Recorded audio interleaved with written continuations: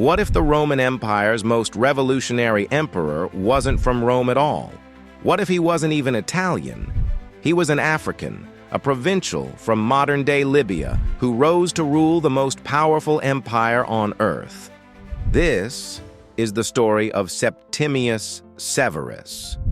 And it's the story of how his heritage wasn't just a footnote, it was the very source of his power and the key to his lasting and controversial legacy.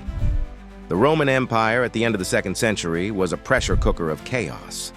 The erratic Emperor Commodus was assassinated on New Year's Eve, 192 CE, plunging the empire into a violent power vacuum. The year that followed, 193 CE, became known as the Year of the Five Emperors, a bloody scramble for the throne where titles were bought and sold, and armies across the provinces propped up their own generals as rulers. Rome was tearing itself apart. The old way of doing things was failing. Out of the chaos, 5 men vied for ultimate power, but only one would come out on top. And he was the one nobody in the Roman aristocracy saw coming, a military strongman from the distant province of Africa, Lucius Septimius Severus.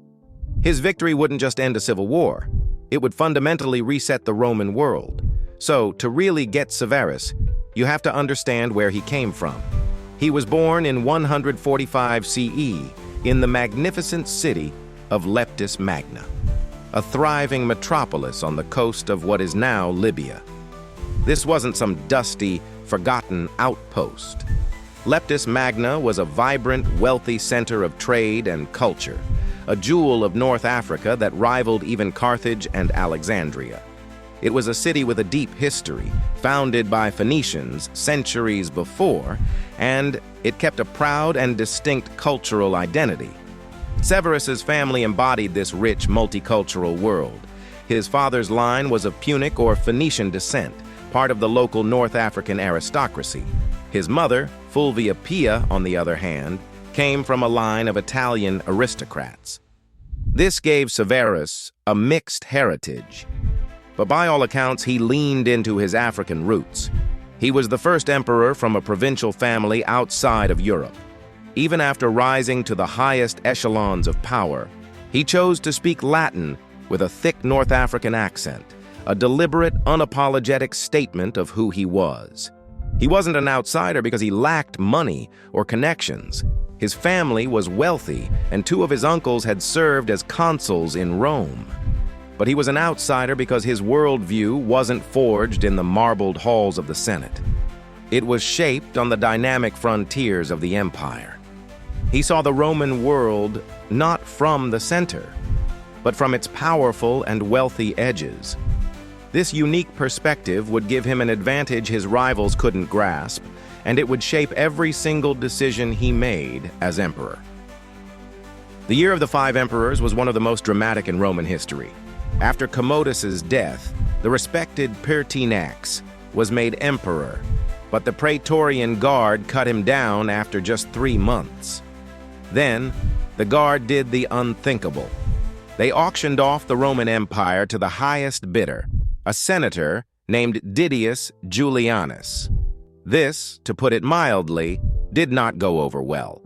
The powerful frontier armies, the ones doing the real work of defending Rome, refused to accept an emperor who had simply bought the throne. In Syria, the legions declared their general, Pescennius Niger, emperor. In Britain, another general, Clodius Albinus, was a contender. And in Pannonia, along the Danube frontier, the army declared their commander, Septimius Severus, emperor. While his rivals maneuvered, Severus acted with lightning speed. He smartly positioned himself as the avenger of the murdered Pertinax, a brilliant political move that gave him an air of legitimacy. He marched his disciplined legions toward Rome, and support for the auction block emperor Didius Julianus completely evaporated.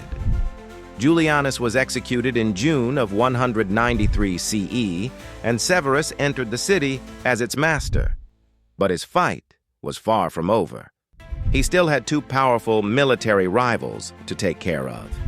First, he cleverly neutralized Clodius Albinus in Britain by offering him the title of Caesar, basically a junior co-emperor, while he went to deal with Pescennius Niger in the east.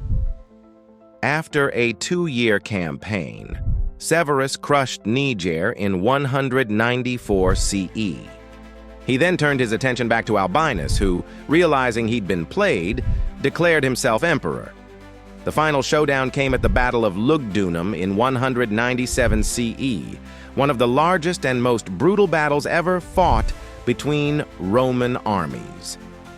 Severus was victorious, and with Albinus's death, he became the sole, undisputed master of the Roman world. The outsider from Africa had conquered the Roman elite at their own game. Once in power, Severus didn't just want to rule the empire, he wanted to remake it in his own image. This was the Severan reset, a total transformation of the state with his African heritage as its blueprint. His first and most important reforms were military. As a career general, Severus knew the army was the real source of imperial power. He famously told his sons, "Be good to one another, enrich the soldiers, and damn the rest." He significantly increased the pay for legionaries, a huge expense that secured the army's loyalty. He also, for the first time, granted soldiers the legal right to marry while in service. These weren't just popular moves, they were revolutionary. They professionalized the army and tied the soldiers' fortunes directly to the emperor, creating a power base that didn't depend on the resentful Senate in Rome. His African identity was also front and center in his political and cultural agenda. He systematically promoted fellow North Africans to key positions of authority. The message was clear: the talent and wealth of North Africa, one of the richest regions in the empire, would no longer be stuck on the sidelines. And he put his money where his heart was, lavishing resources on his hometown, Leptis Magna, and transforming it into a city of breathtaking beauty. It rivaled Rome itself, with a magnificent new forum, basilica, and grand colonnaded streets. This was more than just hometown pride. It was a statement that imperial greatness wasn't exclusive to Italy. A great Roman city could be an African one. Perhaps most powerfully, Severus made a statement with his own image. In an empire where emperors were often shown in idealized portraits, one rare surviving painted portrait, the Severan Tondo, depicts him with a noticeably darker complexion than his family members. He wasn't a Roman who just happened to be from Africa. He was an African who had become the Roman emperor, and he saw no contradiction between the two. With his power secure at home, Severus turned to the borders. He led a successful campaign against the Parthian Empire, Rome's long-standing rival in the east, sacking their capital city of Ctesiphon in 197 CE. He also expanded the empire's frontier on his home continent, pushing south into the desert to protect the trade routes that were the lifeblood of North Africa's prosperity. He spent his final years on the opposite end of the empire, in Britain. In 208 CE, the aging emperor, suffering terribly from gout, traveled to the island to lead a massive campaign against the unconquered tribes of Caledonia, modern-day Scotland. He ruled the empire from the city of Eboracum, which we now call York. For 3 years, he campaigned in the harsh northern terrain, reinforcing Roman authority and strengthening Hadrian's Wall. It was here, in the cold, damp climate of northern Britain, that the man from the blazing heat of Libya died on February 4th, 211 CE. His life had spanned the entire breadth of the Roman world.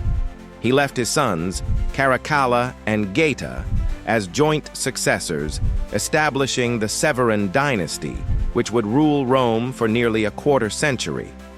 His African legacy, carried on by his heirs, would continue to shape the empire for a generation. So was Septimius Severus a revolutionary emperor? Absolutely. He ended a devastating civil war, stabilized the empire, and expanded its borders. but his real impact was deeper. Severus redefined what it meant to be a Roman emperor. He proved that power no longer flowed exclusively from the city of Rome or from Italian bloodlines. The strength of the empire, its wealth, its military might, and its future leaders was in its provinces. He didn't just conquer Rome, he discentered it. By elevating his African homeland, promoting its people, and proudly carrying his own heritage, he created a new model of leadership. He bridged continents and cultures, proving that an African could not only rule the world's greatest empire, but could also reshape it in his own image. The story of Septimius Severus isn't just about a great general, it's the story of how an outsider became the center, and in doing so, changed the Roman Empire forever. If you found this dive into Rome's hidden history fascinating, make sure to subscribe and hit the notification bell so you don't miss our next video. Thanks for watching.